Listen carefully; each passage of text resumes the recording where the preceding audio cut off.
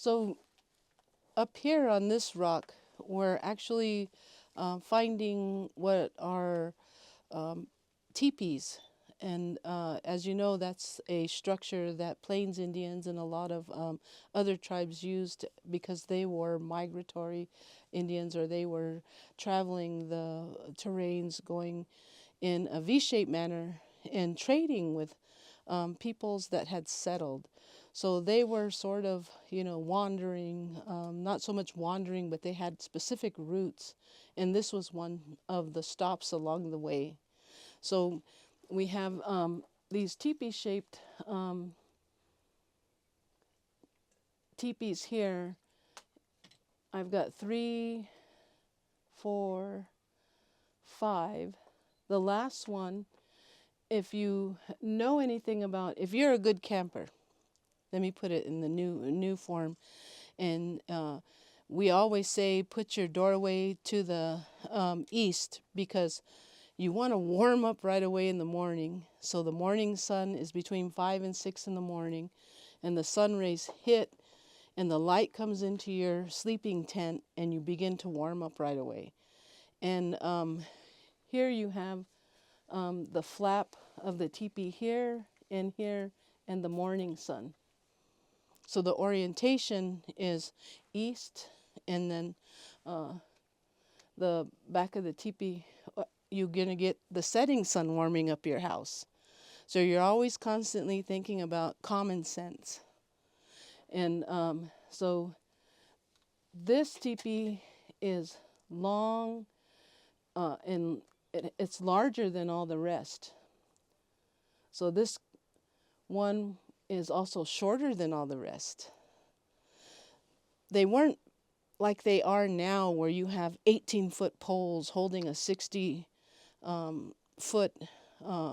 canvas holding up. They were a lot shorter, and if this is, of course, at the time that there were horses. We know that because the etching is with a sharp tool, possibly a knife, possibly a sharp limestone chip or something, but they're doing really fine lines here. When you look at the older rock art, here's these big, thick paintings. And if they are etching anything in here with bigger tools, it's really cumbersome. So it was easier to paint with the older rock art. And here they're taking off the patina, which is the color of this rock.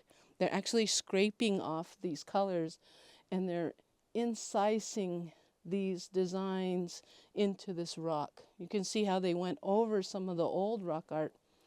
But these houses, or these teepees, which is a structure that the people lived in, they didn't spend much time in them during the day because you had things to do out on the terrain. You didn't hang out and play video games all day inside your teepee, more or less. You were outside hunting, processing food. There's other things, playing games. There was everyday lifestyle going on outside these structures. But one of the important things, again, is the orientation. So when you're camping out with your folks or whatever, always face that doorway to the east. It's not only a religious part of our people's ways, but it's also a common sense.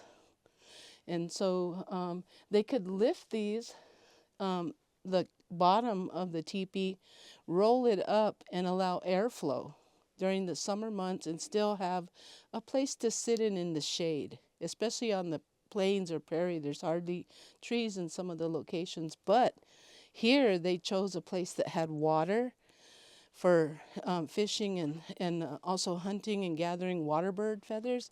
And they had water springs on both sides of this cliff face area.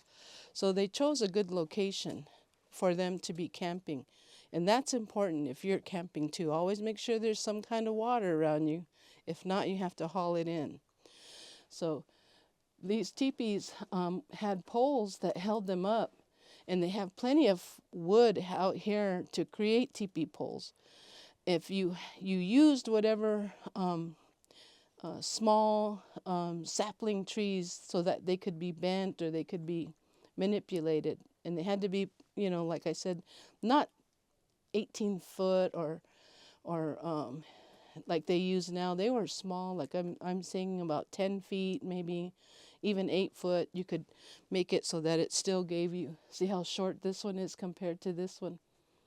It's kind of longer at the base. So there's different styles. And then you have design, etch here, and they're all straight design.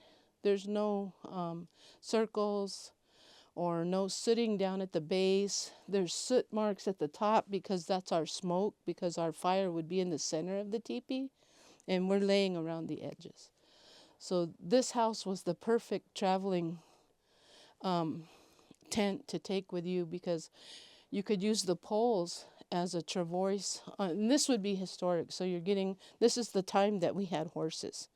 Pre this, dogs would have to move us. And even then, those dogs were traversed and would carry the hides to set up your campsite. So the big dog is what they call horses, comes, and we start using him, and maybe that's why the big poles got longer, because of the big horses. So keep that in mind when you're setting up your own campsite or your own place of being on the landscape. Study your landscape before you move in, just like our people did.